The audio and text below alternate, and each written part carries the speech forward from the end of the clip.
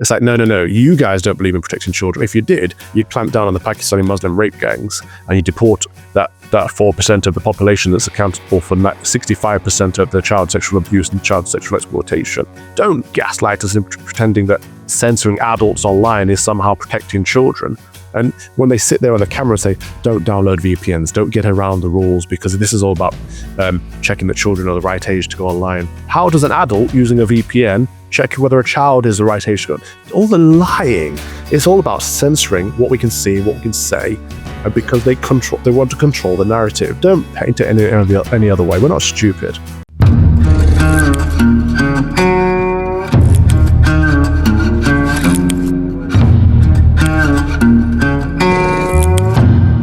Hello and welcome to another episode of Fox and Father with me, the Fox, and him, the Father. It used to be a show where Calvin tried to tutor me in the ways of righteousness, but as we can all see, he's failed dismally. That isn't not true. How are you doing, bro? I'm good. My day off on Monday, I drove out to, there's a little private lake on the other side of the state where there's a Lutheran church, a Lutheran pastor, a friend of mine invited me over. So I went out on a little boat, a little paddle boat. It did have a little motor on it. And we were doing some fishing. I caught loads of fish. This is my first time fishing. Really. Yeah, I had good fun. I've been gaming again. I've been playing Call of Duty. This is like the first time in about 10 years that I've played Which Call of Duty are you playing? Black Ops 6. Oh, it's good. Have you got to, there's two annoying levels in Black Ops 6. This is not really good for our audience. Oh, no, it's great. I'm not playing single player, I'm playing multiplayer. I'm on my 3rd prestige right now. I don't know what that means. Oh, I just do. People will know. Are you playing? So you've played it, or have you completed it? I just do the campaign and then leave it. Yeah. I can't fight. I can't fight normal. Well, it's like a flashback to a previous life where I obviously used to go around the world getting to play these games before they came out. That was how I spent my teenage years and my early 20s.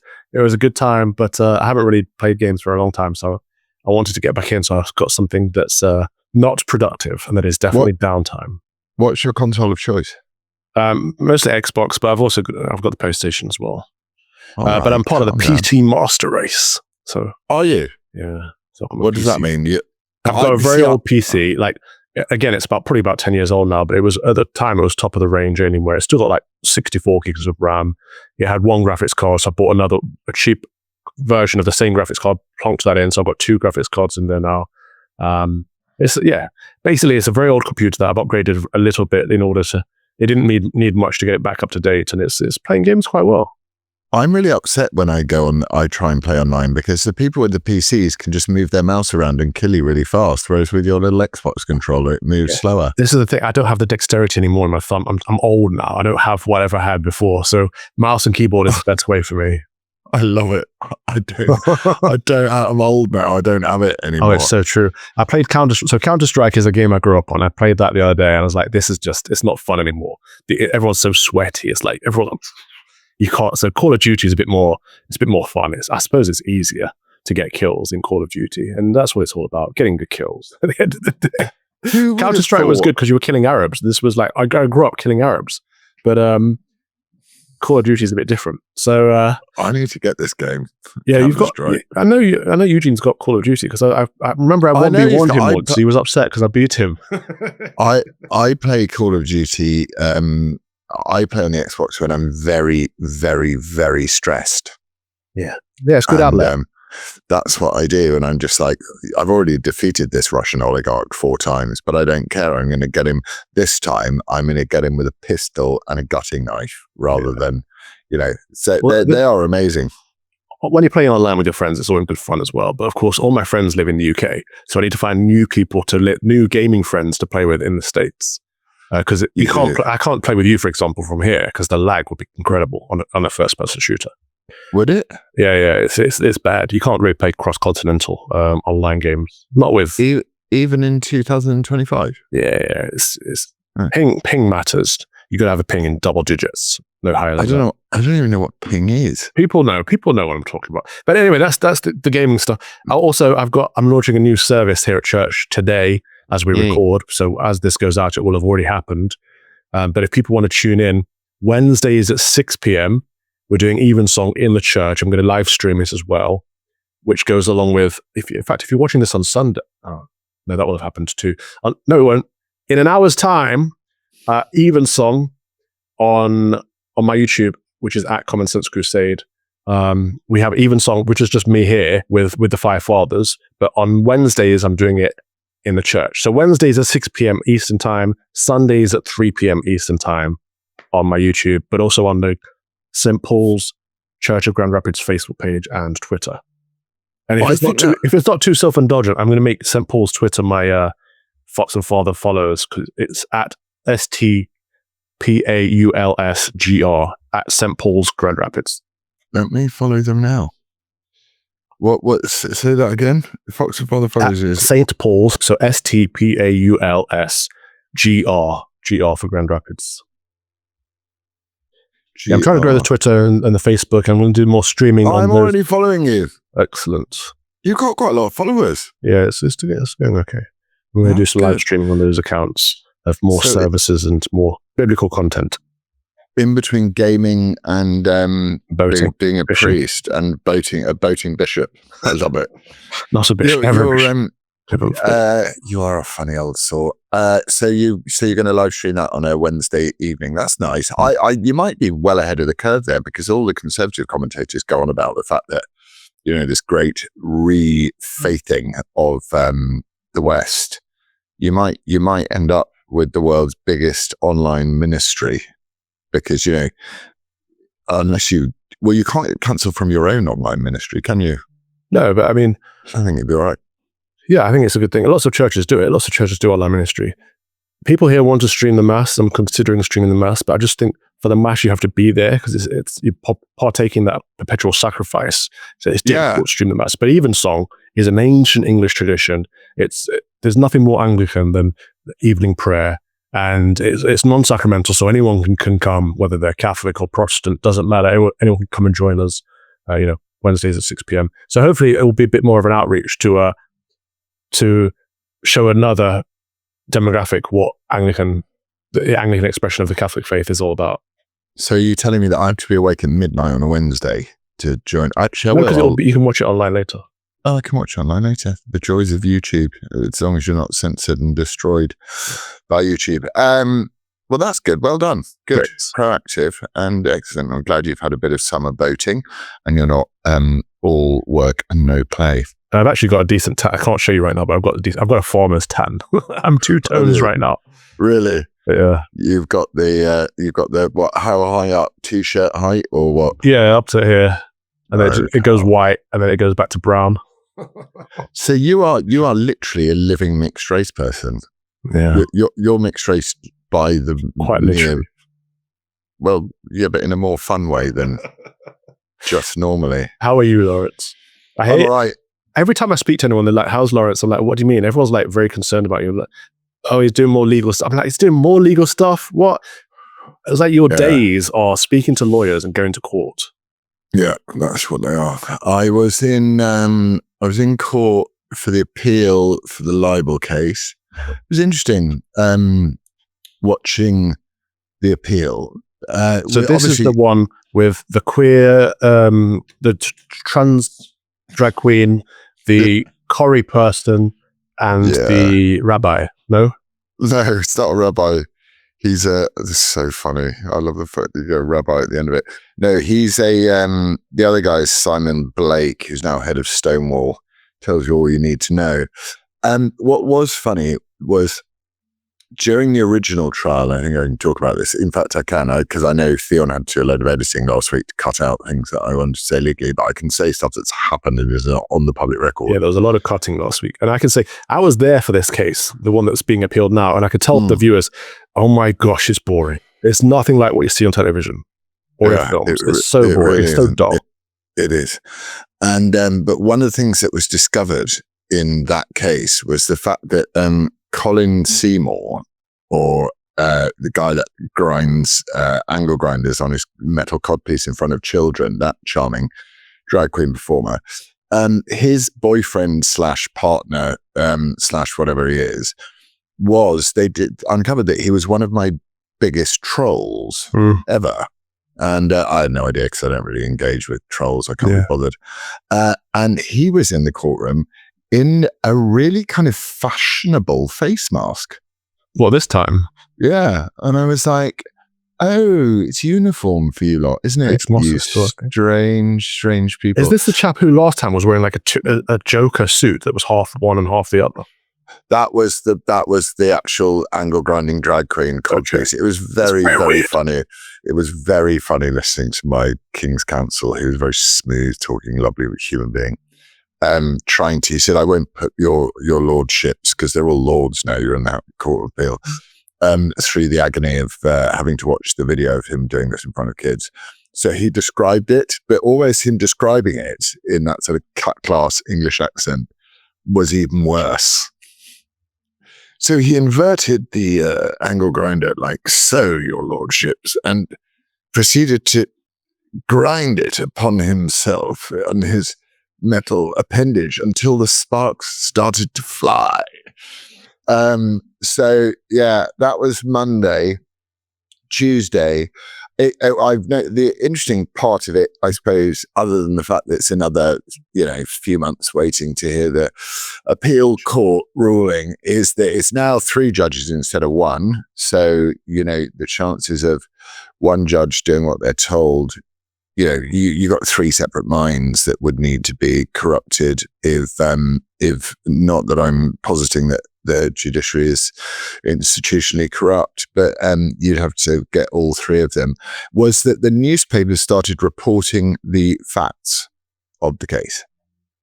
So back in the day when it all happened, they only reported the fact that I called these 3 bullies pedophiles, sorry, and but this time round, when they reported on the case, they actually report the facts, which is they called me a racist for calling out Sainsbury's for being racist. Yeah. And so that's interesting. That it shows that it's developed. I thought to myself, you know what, if someone called me a racist in 2025, I wouldn't care less. Yeah. That's how much language has just diminished. Also, it was a linguistic game, back and forth. Like, they called you a racist, therefore you called them a pedophile. You wouldn't ever at any time implying that they were actually pedophiles. You were showing how absurd it is. Whereas I actually think one of them probably is a pedophile if he's using a crutch grinder in front of children. Well, I obviously won't make any comment. No, please don't comment. But I will say I think that's probably pedophilic. On anything, because I could do with I just do with some less time in court. But I did find it interesting that what I find interesting about it, other than the fact that the process is the punishment, is that it's how quickly society moves on. And one of my lawyers said something interesting to me, which was, you are now perceived by the legal community, by their community, you're perceived as quite a liberal. Whereas 5 years ago, you were perceived as a fascist. Right. So as I've stayed exactly the same, the Overton window is going to the right so much more that I'm still what I always have been. And so I thought that was interesting. And then I also thought that how unbelievably dreadfully bad the original trial judge's judgment was. And, just rereading bits of it. Because I said immediately, it's a rhetorical device. You call me X, I call you Y. It's to prove a point, blah, blah. And I said it almost immediately. We did. And the judge in her judgment on the original trial just didn't even refer to that. She said some amount of walking back. I'm like, how much more walking back? And they also, when Nicola Thorpe, whose case got chucked out. I forgot about her. Her case got thrown out because it was obvious mimicry. They said that, what did they say? They said that I picked people at random. It's like, no, I didn't. I picked people who called me a racist with a large following. And in Nicola Thorpe's case, admittedly, a certain type of celebrity, but she was in acting and show business. So it was devastating to my career. And I look back on it and I go, this is fine. I'll do this. If this is what you want me to do, is to to carry on fighting you people, I'll do it, and I'll do it all the way up to the Supreme Court, and I won't stop. But when other people try the same trick, for example, the good thing is that I don't have any financial backing for that. So, it's like I have financial backing for things that are worth fighting. I don't have financial backing for grifters. Well, so that was good. But then to the most happy thing that happened was the last night, the wedding video came in. Oh. I've sent it to you. You've got it in your email. You have? Okay. Yeah, it was just so lovely to see. The ceremony particularly is a really moving and very wonderful thing. Aww. Except they cut out the bit where I plight thee my troth, or thy troth, or whatever it was. But they really? Where I started laughing. But it was so lovely to hear Jeremy's speech and Eugene's speech and to hear the service, and it was just beautiful. And so that put a real smile on both our faces today. So you just feel very exhausted actually after being in court. It's very, very tiring. Even listening, because a lot of it's so technical. But fingers crossed, if there is any justice in the world, I doubt that there is much human justice in the world. This is gorgeous. This is really nice. Can you see it? Yeah. Yeah. If there is any justice in the world, then maybe we can put a tiny bit of it in. I'll ask Lizzie, because she's obviously, we might put the little trailery bit in. It's just so sweet. Because it's worth people, sharing. It's just so lovely to spend that day, and what a magical time, and just so great. So yeah, we did that, and then yesterday I came back in the evening after finishing the second day, and today I have done Primani for stepdaughter number one. Well, no, only stepdaughter. What, you went to Primark? Primani. I don't know what that means. Sorry. Primark. Okay. How much clothes do you get? I mean, what are they paying the poor Chinese person that makes it? Literally, what are they paying them? Because she's like, I quite like that dress. Can I have it? And I'm like, how much does it cost? And she's like, 12 quid. I'm like, what? Yeah. Slave labor is great, isn't it? That's very cheap.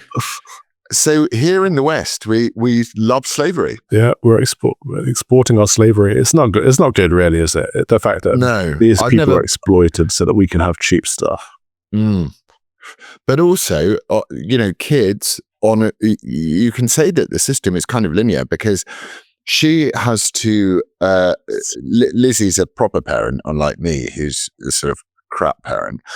Lizzie actually makes the kids work for their money. Work for things that they want, and so she had a budget, and her budget on what she gets paid to do various bits and bobs, is can afford Primark. It can't afford Dolce & Gabbana. Yeah. So it's like I got it on turn one. I've been on the motorbike, that's why. So it was. She got an awful lot of stuff for that amount of money, and I thought, good on you. And she worked hard for it, and they're all very grateful, and this is the sanctuary. I'm so blessed with this place, this home, with her and with them, the kids. And I can't wait to have my son back next week. One of my sons back next week, and to hit Skiathos, which we're very sad about you not being able to come to, but very understanding of why you can't, because it's so far away. Yeah, so that's still me. About that.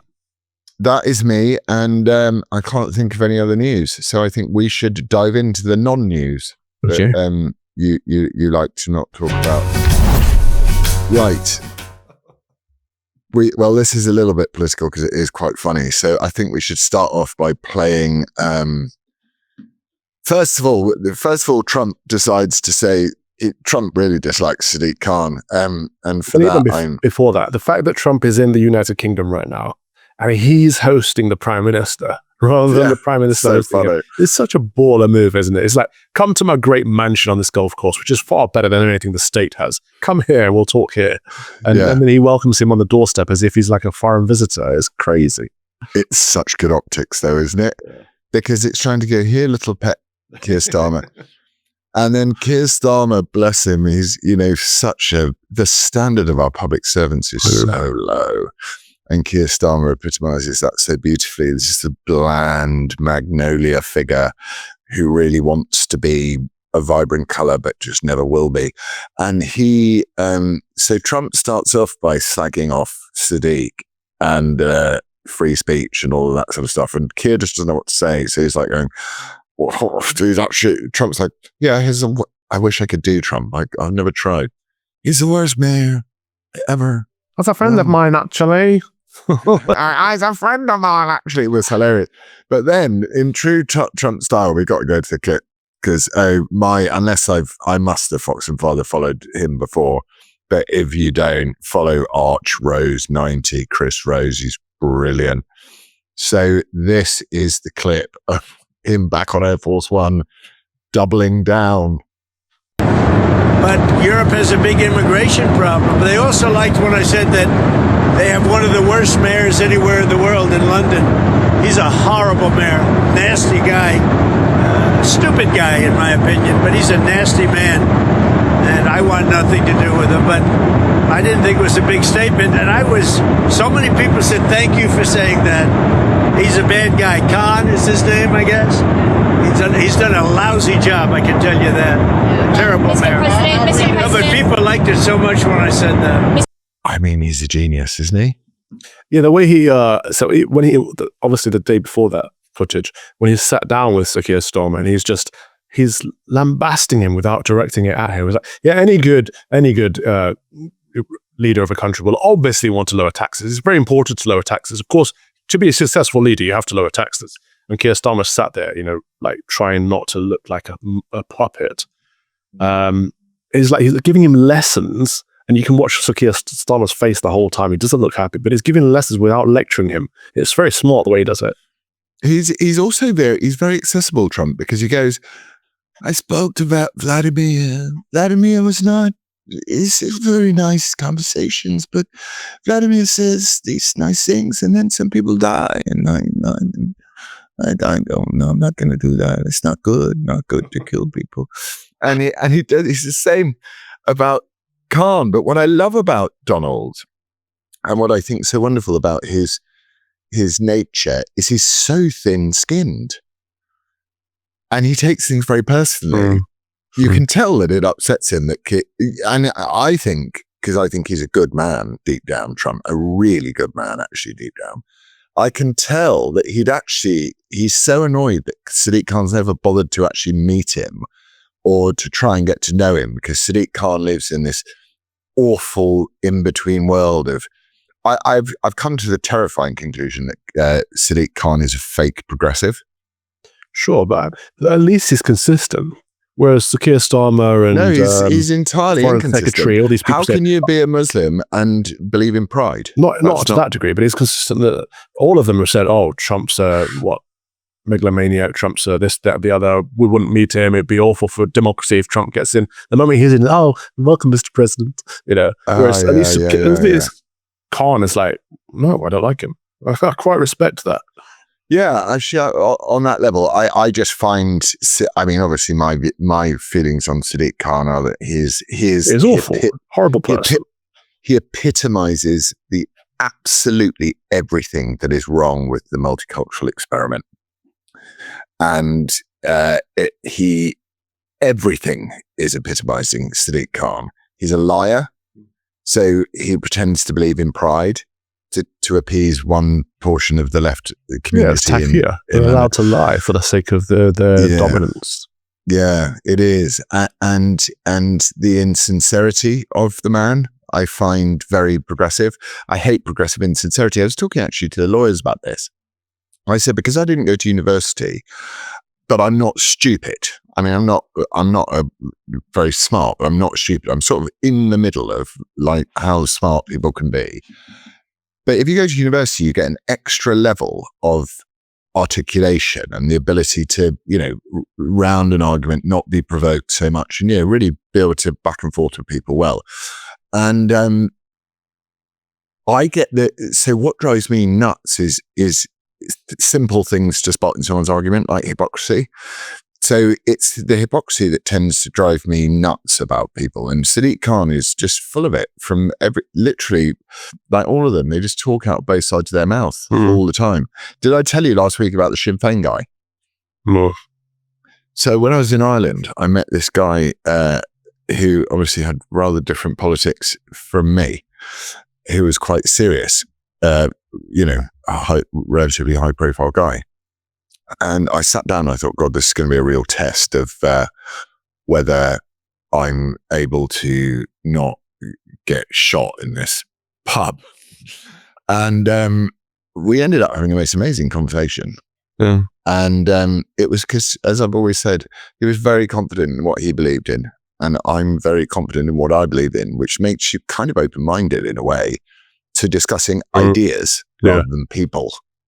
And, it's a constant moan of mine. But anyway, that's what I mean. And so I think Trump's point of going, Sadiq, the mayor's stupid.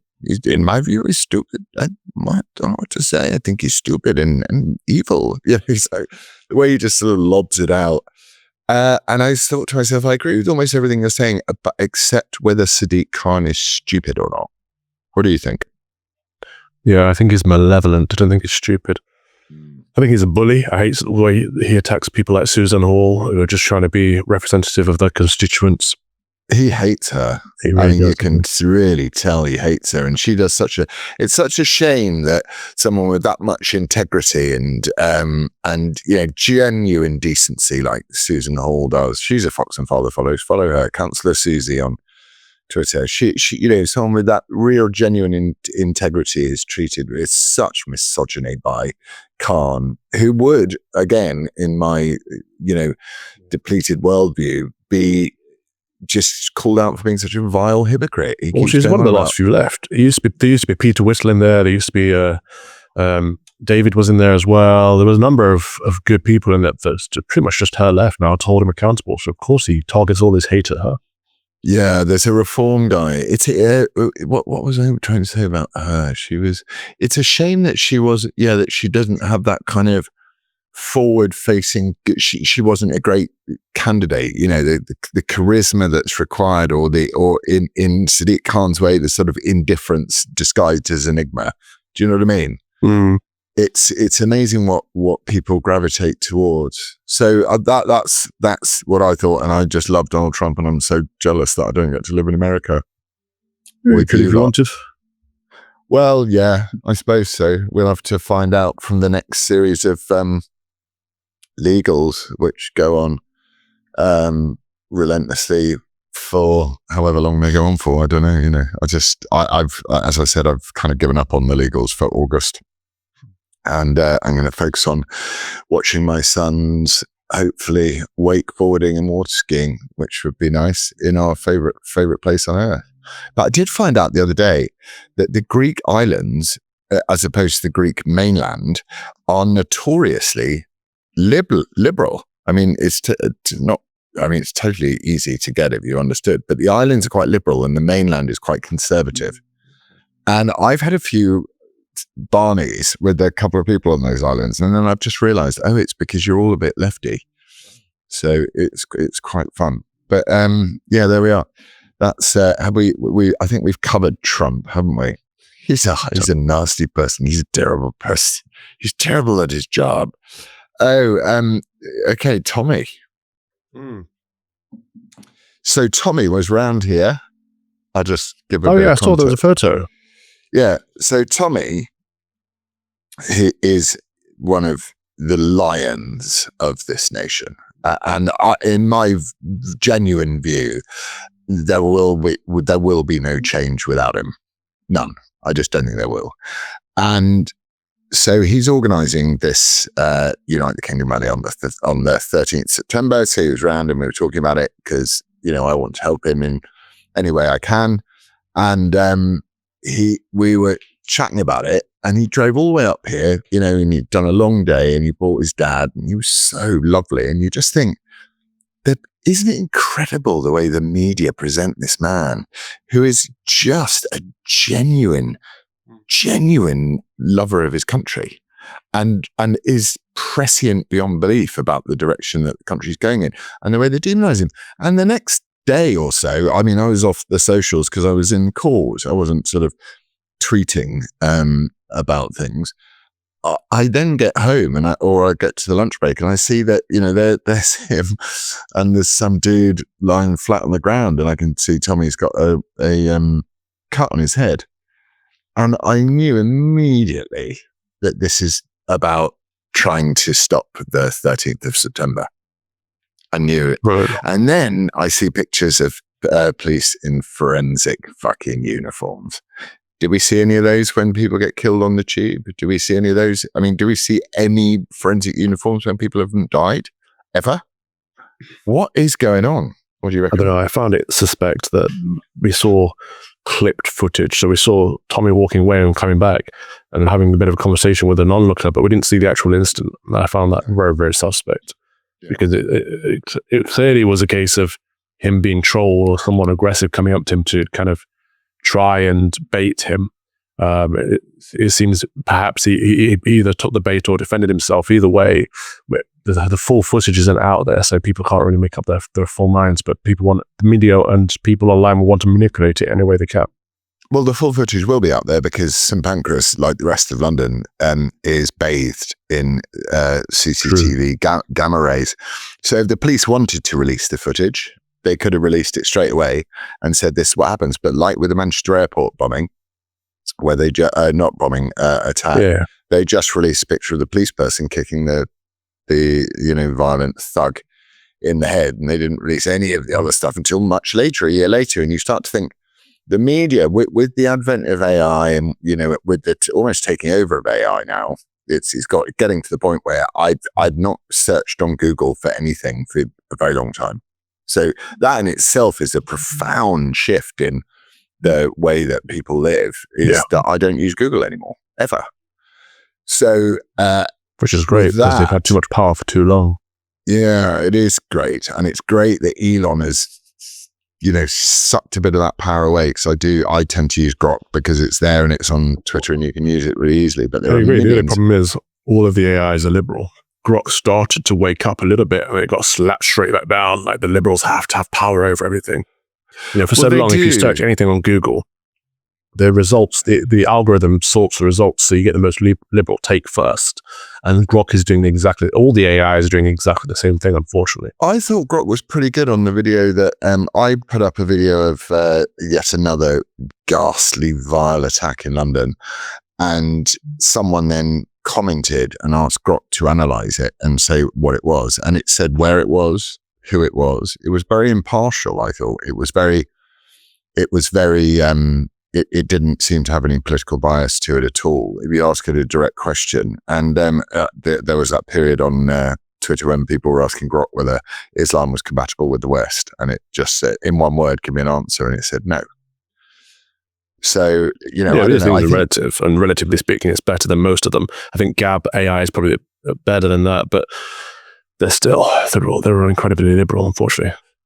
Yeah, maybe. But the thing about Tommy is, I think what I was trying to get towards was on the 13th September, the next Unite the Kingdom rally. I think that is the first.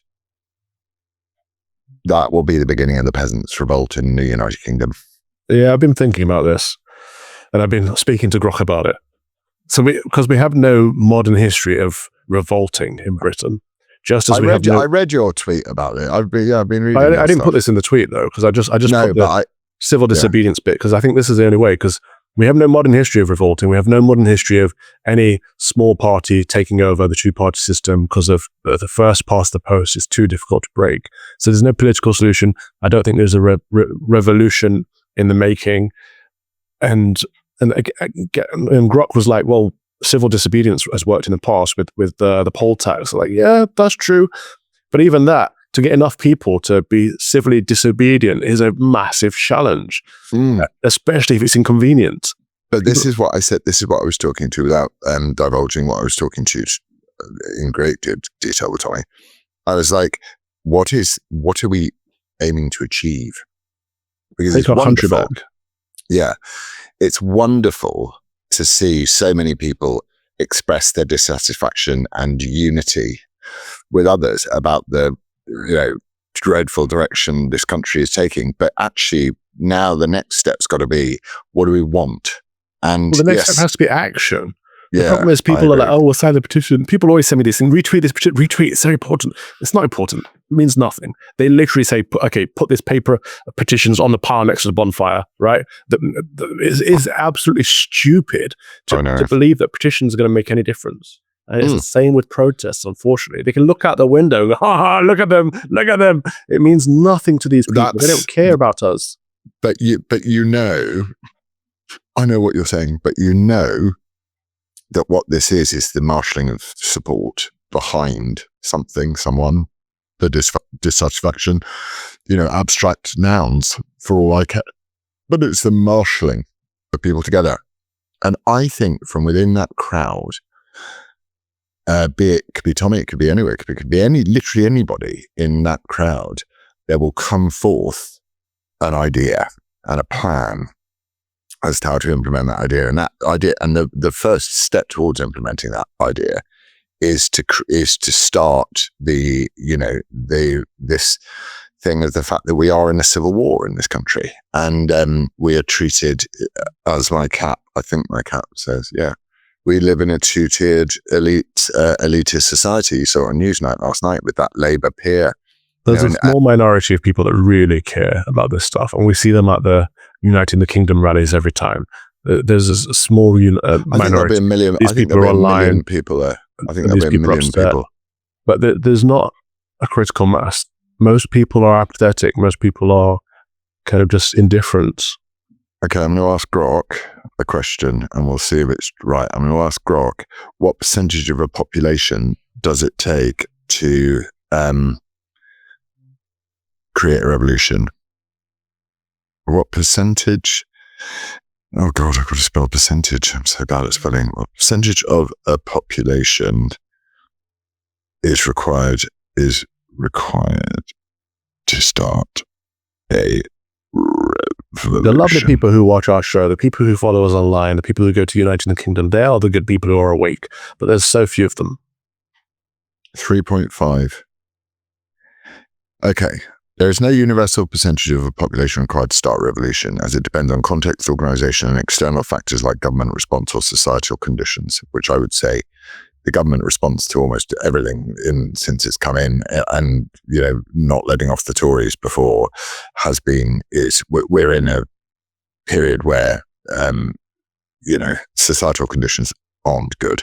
Historical studies and social science research like Erica Chenworth's work on civil resistance suggests that 3.5% of a population actively participating in sustained non-violent resistance can often lead to significant political change. Okay, so 3.5% of the UK population is 2.35 million. People get excited when a couple of 100,000 people sign a petition, right? Well, I think there'll be a million people there on the 13th. Okay. So you're halfway there. From the first one, which was 50 to 100,000, to the second one, which was between 200,000 and 500,000, I'd say probably. I think it'll be good. I think there'll be a million people there. I do. I think there's only 2 times in our country's history, if not one, that we've had 1 million people out. Okay, here we go. Up the War Million Man March. But what percent? So then it goes down into the Bolsheviks. It was only 1% who were Bolsheviks. And they changed the course of Russian history forever. Yeah, but so do we have to wait till people are dying? Well, people are dying already. If you think about the impact of lockdowns, I met someone the other day whose son took their own life during lockdown. I mean, those sorts of things have caused so much pain and heartbreak and suffering across many families. I just, maybe I'm a bit more optimistic and hopeful than you are. I think that Britain's reaching its fuck around and find out point when it comes to the mood is shifting. I just think we're a long way off of any kind of revolution. Maybe. I don't mean a revolution. I mean a revolt. I mean the peasants turning around and saying no. I would suggest refusing to pay taxes, for example. I don't think people should be. I don't think I had to pay my tax bill last week, which was painful. And I thought a lot of this is going to go, one out of every 4 of those pounds is going on a benefit claimant or a migrant. Yeah. You know? Well, you're right. That'd be great. I was thinking about that too, and that would be a good thing. But it's difficult for people who are PAYE. Maybe if people stopped paying council tax, that would. Yes. Well, there you go. But it's these sorts of ideas that we want to put out there, because we know, I certainly know, and you know from the number of people that have tried to utterly destroy your life, that the only path to it is through proper resistance. And it is, I want to live in a harmonious nation. And, we've talked many times about how one gets back to that to a degree. But one of the, and there are many different ideas about how to do it. But the first thing one has to do is go, well, this is the worst it's been in people, older grown-up people who are very much more measured than I am, sit there and say, I've never known it in my lifetime, all the lifetimes that they learned from. They've never known Britain to be this bad, even through periods of war, Yeah. So I do have hope, and I really. Here's your follows from me. You've had 3 already. I'm going to give you another one. David Betts. He's got a funny Twitter handle, but he is he's a lecturer in. He's a sort of expert on civil wars, essentially, at Buckingham University. Anyway, his handle is David BE 310-99196. So he's obviously not worked out Twitter properly. But if you Google David Betts on YouTube, Trigonometry had him on recently. There's a wonderful interview with a guy I listened to, a guy called Harrison Pitt, who's part of Peter Whittle's crew. And I listened to him give a speech once, and I thought it was not that interesting. But then I saw him interview David Betts, and I thought, wow, he is really interesting. He's a very knowledgeable guy. And David breaks down quite well the chances of civil war breaking out in one of the many countries across the West where there are these enormous societal problems that have never been encountered it's before. far more likely to happen in Europe. That's what they do. They revolt. They are more revolting than we are. But getting people to react to getting some action is the first step. We still need strong leaders after that. Otherwise, we just fall back.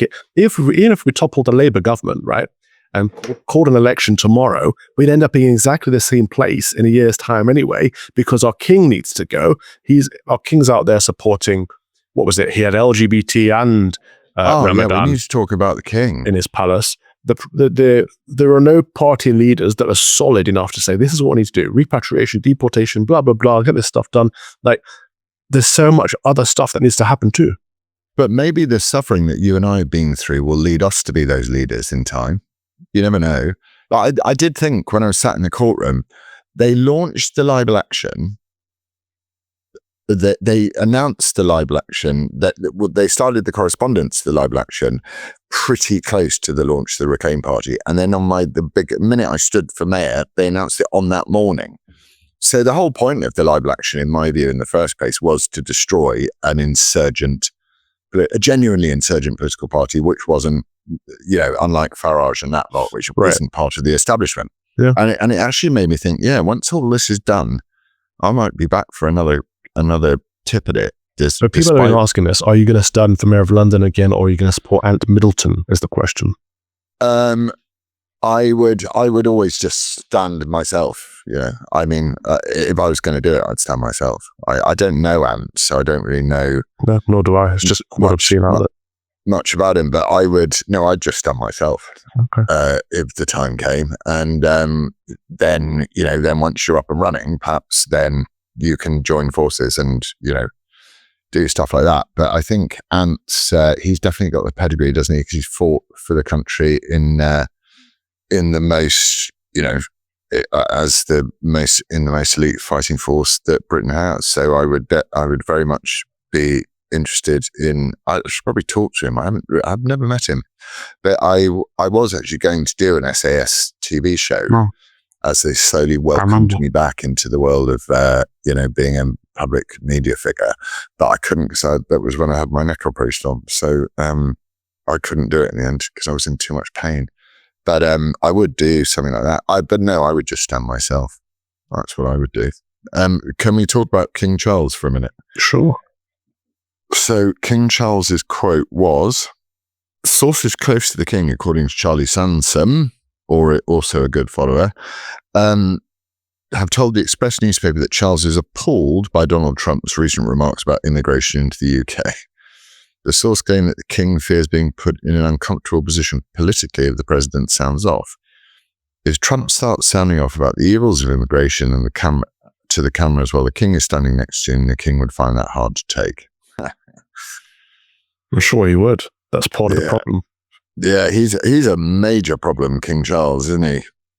He is. He needs to go as soon as possible. The problem is, so that's a leak from there. That's a leak from inside the palace because that's the of course. Trump doesn't operate in that old world, so it's very difficult for people who do to, like, how royal protocol doesn't exist in that way, does it? How can you, as the king, stand there when someone's sounding off about political policy, whether you agree with it or not? It is impossible for the king, but he shouldn't be leaking these messages. We should not know that. That should not be out there. Well, but he shouldn't say it either then, should he? So it can't wait. It has to work both ways. If King Charles is brought by Donald Trump's views, then King Charles should shut up about the environment and shut up about everything, actually, really. Well, I'd prefer if he just went back to talking about the environment or back to talking to his trees and stopped speaking on Islam, stopped promoting Ramadan and LGBT and all the evils of the world. If he's not going to promote Christianity, don't promote anything else. Like, he is a major part of the problem and he needs to go. The problem is, I don't think his son will be any better. No, his son will be worse.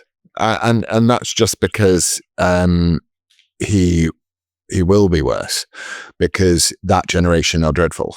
I mean, the generation, you and I just were lucky enough to miss the mobile phone explosion during our formative years, and therefore we are a little bit sounder. The generation above us tend to be a little bit more selfish, I've noticed, and they cared more about sucking the world dry than they did about giving much back. Prince William's smack bang in the middle between you and I, between our ages. Yeah, but he's not solid on anything. Like, he's not a Christian, or if he is, he's not like a devout. He was Christian. Pretty solid on racism early during George Floyd. He was very solid on that. He turned around and he said, when he was interviewed, they asked him whether he was an anti-racist, and he said, "I am not racist." And I know that sounds like a really, blah comment, but at the time, with the political situation as it was, and one had to take the knee to everything that was moving, it was a good statement, I thought. But I think that I think the royal family are in the modern, land acknowledgement world are in a very precarious position because, if there is white privilege, then they are it. That Ando and Joa, who said it when at the coronation, she's like, look, all those white people up on the balcony. It's like, well, yeah, it is England and we're white here. So you expect, what color would you like our royal family to be? We don't go to Kenya and go, oh, look, there's Kevin De Bruyne as the president of Kenya. So I think they are stuck between a rock and a hard place. It's just what you need whatever benignity is. That's what you need from a royal, and the Queen knew it. And we got very complacent with her, and then we've got this oaf Charles, who's obviously not the sharpest knife in the drawer, who just postulates on all things progressive. I'm past that benignity. I don't know if it works, and this is not making me a Republican. In some sense, I do think the answer to 1984 is 1776, but that's more rebelling against the government. I think the answer is preferably an absolute monarchy rather than a constitutional monarchy. We need a good, solid, strong king who can turn around and say, no, that is not our country. Like, but those people need to go. Those laws need to go. Online Saftety Bill. No, I'm not passing royal assent to that. Just a solid king who loves his country. But the problem is then you don't get to, as we all know, every parent has a couple of dud children once in a while.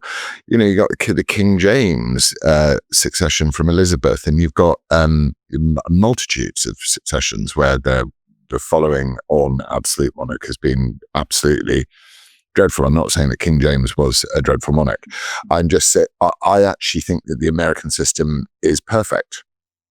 as far as these things go, because you elect the president. The president, I mean, Trump is a complete one-off in many, many ways, because he's instead of him representing the Republican Party, the Republican Party has had to go along with him because he is the representative of the people. So I do think that's the closest. But all the presidents before him, leave him out of it because he's a bit of an enigma, but all presidents before him have been incredibly self-serving, and they've actually just been there to make money for themselves and suit their own best interests. The beauty of an absolute monarch is that they're invested in the land and the people and should believe in the divine right of kings, therefore they're accountable to God. Whereas a president is, such a short amount of time that their vested interests are not the people, they're not the country. So I don't know if a republic system works in the same way as an absolute monarchy. I don't think any of the systems work brilliantly, but the absolute monarchy seemed to work for Britain for many, many years. And the post period has not been very. And when you get a bad king, then you need an Oliver Cromwell. Yeah, well, it takes us back to last week's, judicious conversation about the merits or lack thereof of beheading bad kings. Yeah, certainly we should with great power should come great responsibility. That's the other thing that I find very irritating about the modern political class. Is they do have this very socialist way of looking at the world, which is like, I'm above you. You mean nothing. Shut up and do what you're told. Pleb. And that does need change. And I think that there is a very strong sense, certainly in the UK, that we're having to live the consequences of somebody else's stupid ideology, and we don't want to do it anymore. And I living here, being here, talking to people here, spending time here, people stop me on the street often. And the message is very simple. It's like, we never had a say. No one ever asked us whether we wanted to give our country away in this way. And I think you're seeing mini peasants' revolts and mini civil disobediences around every single migrant hotel in London. And I think that can only happen more as more and more of these unvetted military-age invaders come into our country. Where are they going to put them? They're doing a housing development up the road. Are they going to put them in there? Because I tell you what, that wouldn't fly around here at all. There would be riots. This is England where I live, and I'm very proud of it being England. It can be diverse. It can be ethnically, diverse to an extent. I don't object to people being of different ethnicities, but if you just plonk, 100 or 200 or 300 Afghan migrants or Pakistani Muslim migrants into a community of this size, there'd be a war. That's what would happen. And I think we're starting to see the rumblings of that already in the UK. And I'm actually, much as I would much rather these problems were solved peacefully, I think that there's going to come a time as we click ever closer to being a minority in our own country where the only solution is going to be a very, very forceful one. But even that, we don't have guns, right? So what's going to happen is the protests will turn to riots. The police will clamp down extra hard. The government will make, martyrs of people. And that's not how you get progress. Martyrs, well, is it not? I mean, in this day and age, I think people will, once one or two people have been arrested and had severe sentences, most people will be like, oh, actually, they better not go back out there. I have much more faith in people than you do on this one. I think you've been in America too long. I just look at what's in front of me. There were protests last year. What happened with the protests? The press said, "Oh, it's time to end it because the police are going to be out there watching for the far right," and then no one went out again. It was done in a moment like that. These things take organising. They take organising. Then you can't just sort of start a protest. But actually, a lot of these things do end up becoming spontaneous, which is quite interesting. Yeah, anyway, they are spontaneous. When 3 young girls died, people got out in the streets because they were angry, but they were clamped down upon and shut down straight away. But now people are wise to the tactic that was used. The tactic that was used was to lie and say that it was the far right. And people, like I said, I always take the pub view of these things because people tend to speak in a pub much more honestly than they do. It's often my weakness. I was fired from GB News because I was speaking like I was in a pub. Do you know what I mean? And one of the guys in the pub, who doesn't really say much, said to me the other day, he went, "I'm a racist, I'm far right, I don't care." And I said, "But you're not a racist." He went, "Oh yeah, I am now, yeah." I don't care.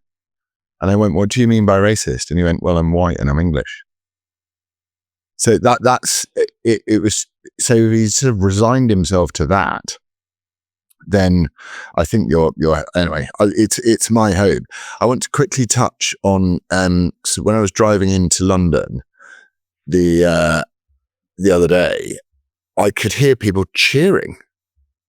I was like, wow. I mean, other than the fact that London was completely unrecognizable and there were women wearing bin bags everywhere and it was hot. And then the bit where their husband is wearing like a t-shirt and he's stood next to a woman in a bin bag, I will never understand. But, good luck, guys.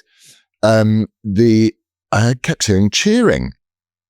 And as I got, coming in closer into the hipster part of London, like Shoreditch, and I was driving past Shoreditch House, there was this huge, and apparently it was the women's football final. And I was fascinated because I was like, I'd not really heard about the women's football. I turned on 10 minutes of the Spain game and had to suppress laughter.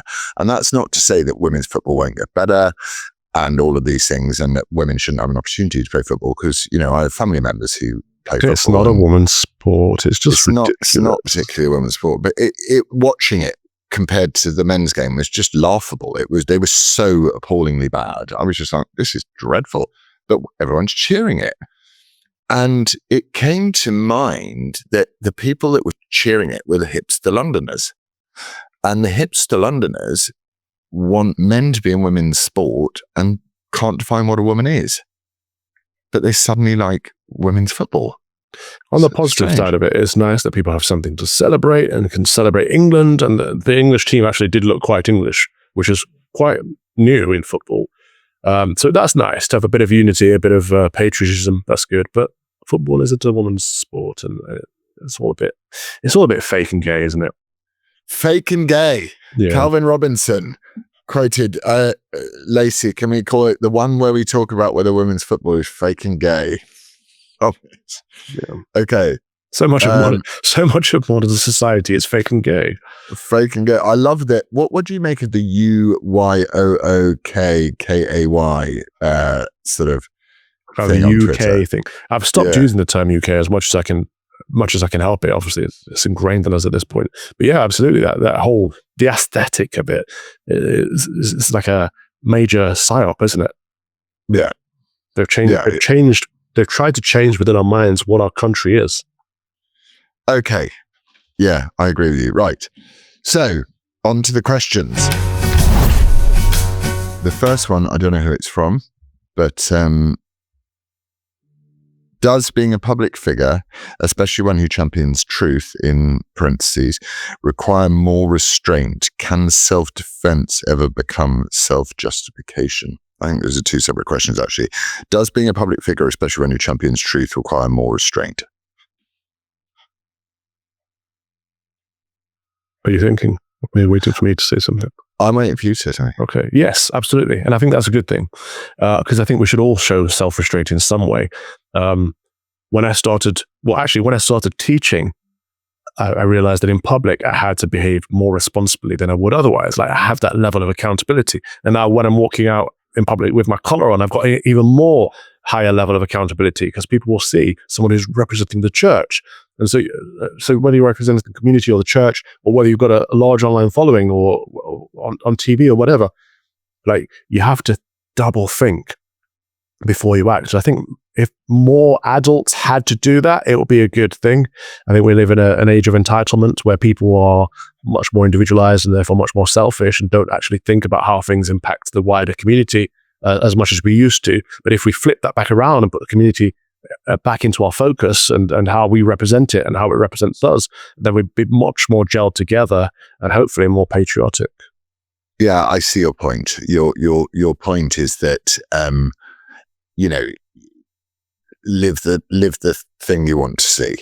So you want to see, so I totally get that point. I wonder if there's a counter argument to it. So Lizzie's always saying to me, you're a target, be smart. And the area where we don't clash because we're not really that sort of couple, but the area of disagreement not disagreement, but the area of contention between us in the debate is I go, are you, by trying to, use this word restraint, whatever that can mean many things, are you creating for yourself a prison in your own head? Yes. Or are you... Well, that's not a bad thing, I don't think. No, maybe it's not a bad thing. My instinctive thing is like, there's a real prison out there. You might as well stick me in a real prison if you, but I'm not shut up. I'm not saying we need to be censored. I don't believe in, I'm not saying like self-censorship, but a bit of self-restraint is a good thing. Like, yeah. The whole point of being a man is to be as strong as you possibly can and then therefore to restrain yourself, right? Yeah. Yes, I would agree with that. I think we agree. But like you say, two things can be true at once. Okay, now we're on to Milk and Menace. Wants to know, this regards to Tommy. If it had been the other way around, a lefty knocking out Tommy, would the police even bother to investigate? No, probably not. They wouldn't, would they? They'd probably celebrate it. They'd celebrate and they'd blame Tommy. There's something about the consequences of your actions or something like that. Tommy was mean to someone and it was his fault that he was stabbed. That's what they would say. That would be the police position. They're so ideologically captured, they can't even enforce the law anymore. I have no faith in the police. That's such a shame. Truth Trowel _88. I get he's rough around the edges, but is anyone actually challenging what's happening happening in this country like he is? Yes, they are. A lot of people are, but I think they're showing a little bit too much restraint.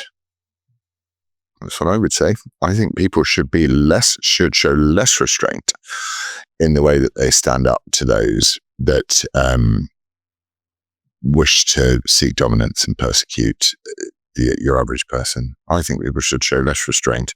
But then look what trouble that gets me into. What do you think? Yeah, it's difficult.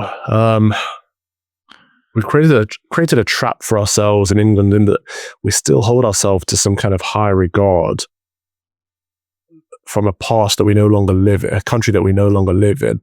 We have this whole class system. We have this whole belief structure that doesn't actually practically work anymore. So I don't know how I'm trying to articulate this, but the people that could make a difference, like so the people that, the sound politicians, and there are a few. One of them made a speech last week that I retweeted. I think he probably did. Like a few of us retweeted it. He did quite well because he said some good things to an empty chamber. It's like what he's saying is good, and we need to hear this more. But these people are so nervous about doing this. So this is one of the reasons we need to encourage them when they do. Because it's like, yeah, well done. All right, keep going. But they're so nervous about it because they're told like to be in a respectable society, we don't say these things out loud.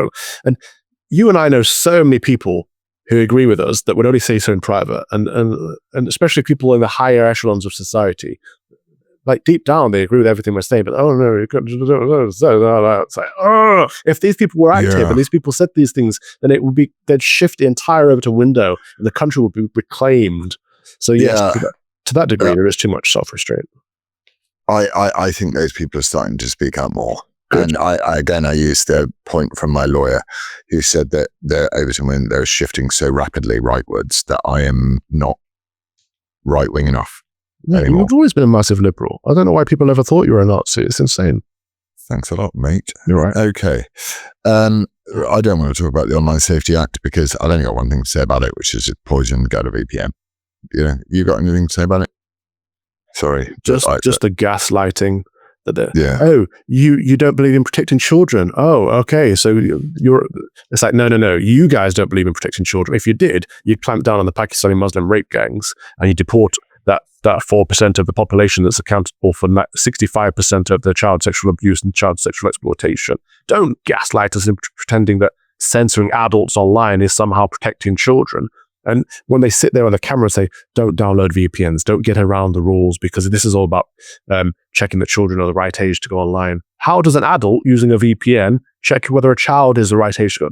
All the lying. It's all about censoring what we can see, what we can say, because they want to control the narrative. Don't paint it any other way. We're not stupid.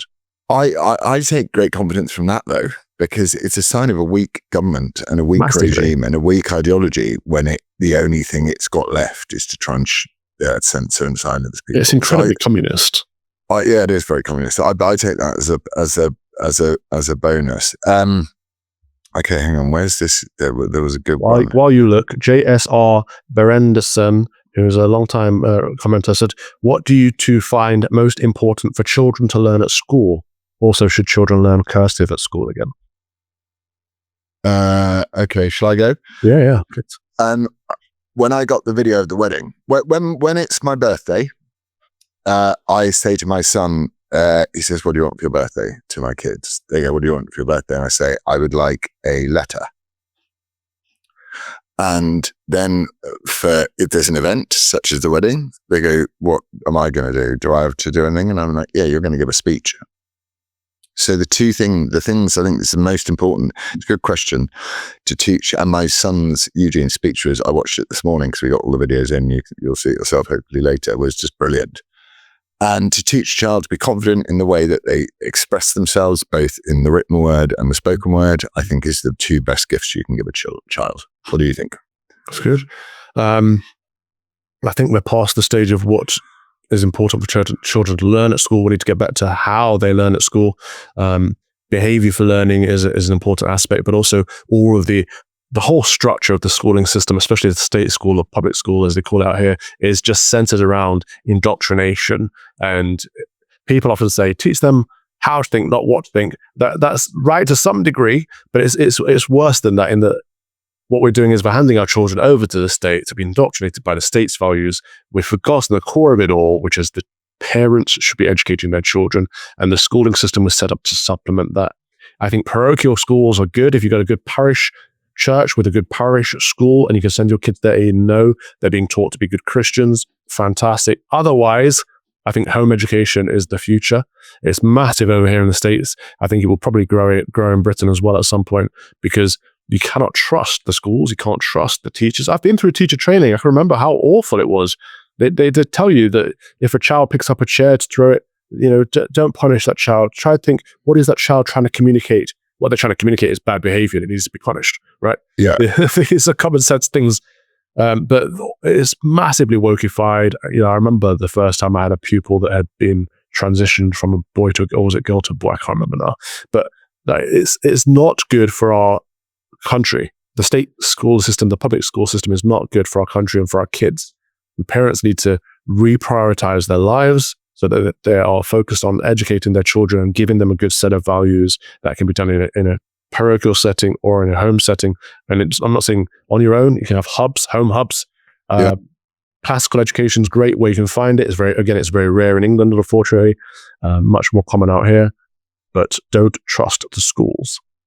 Agree with you 100%. And if I ever succeed, or if God blesses Lizzie and I with a little one, that child will go nowhere near a school, and knowing Lizzie, probably nowhere near a doctor ever either, unless it's a serious, life-threatening emergency. And that is a good question, and I'm glad that we agree on it. Okay, here's our final question that I want to go through. There's a few more actually, but let's have a look. Let's see if there's one which is interesting. Okay, let's try this before we get to you praying us out. Is it unchristian to be angry with your leaders if they're clearly doing harm? From Tony, but make it biblical. No, not at all. I think this is probably in response to our former employer now has a Church of England priest in a blue shirt giving little thoughts of the day. And I think he said something along the lines of, don't be angry. Yeah, the Lord doesn't teach us not to be angry. He teaches us that vengeance is the Lord's. But he also teaches us that if we are to be angry, it needs to be righteous anger. Right? Righteous indignation is a biblical concept. The idea that we should hate evil and we should not tolerate evil. These are biblical messages that are taught over and over again. We're not taught to be nice to things that are not good. And so, yeah, we should be angry if our government is being immoral, unethical, and or illegal. Of course we should be, but we should do something good with that anger. That's the point. Not to build up resentment, not to just let it fester and harm us, but to put it out there and disciple it in a good way. So I didn't know that our former employer I mean, I didn't even know they still existed. I get tagged every now and then, and people are tagging me. And they've got one of these fluffy church. But that's such a sort of that's again epitomizes what's so wrong with the right in Britain, or the cosplay woke right, is that they're aware of the fact that a Christian faith is absolutely fundamental to getting out of this mess. So they have a tokenistic fence-sitting libtard to say that we support Christian values, but they don't at all. So that's a bit of one of the reasons they had me. They were like, we need a Christian. No, not that Christian. Not that one. He tells you what he knows what the Bible says. We can't have him. We need a Christian that puts his interpretation on the Bible. It's like those constitutional problems they have in America, the difference between the literalists and the interpretationalists, or whatever they call it. But it is quite fascinating. Well, I've loved speaking with you this week. We've managed to stay very calm. And I haven't said the F word once. I don't think I. Genuinely. Have I got through without swearing? Oh, I tell you who's put me off that. It's Victor Davis Hanson. Wow. I was listening to him, and he said, he said he was so shocked when his dad was trying to negotiate some land thing that his dad said, "Damn." And he said the whole room stopped and looked at his father, because it was the first time they'd heard him curse. I was like, that's nothing compared to what we hear all the time. So I thought that, I love swearing, but it's not the right way to go. Anyway, that's your alarm. So, right. Pray us out, Cal. Okay. I love you.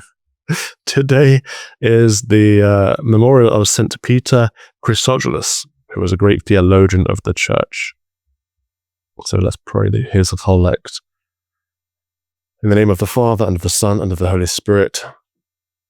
O God, who made the Bishop St. Peter Chrysologus an illustrious preacher of incarnate word, grant through his intercession that we may constantly ponder in our hearts the mysteries of thy salvation, and faithfully manifest them in our lives, through the same Jesus Christ, thy Son, our Lord, who liveth and reigneth with thee in the unity of the Holy Spirit, ever one God, world without end. Amen. In the name of the Father, and of the Son, and of the Holy Spirit. Amen. Amen. God bless you. God bless you, bro. Lovely to see you. And I will give me a call once you've watched the vid. I will do. I can't wait. It's so beautiful. It's so beautiful. And I will see you next week. Yep. See you all next week. Thank you. Bye. Lots of love, guys. Bye.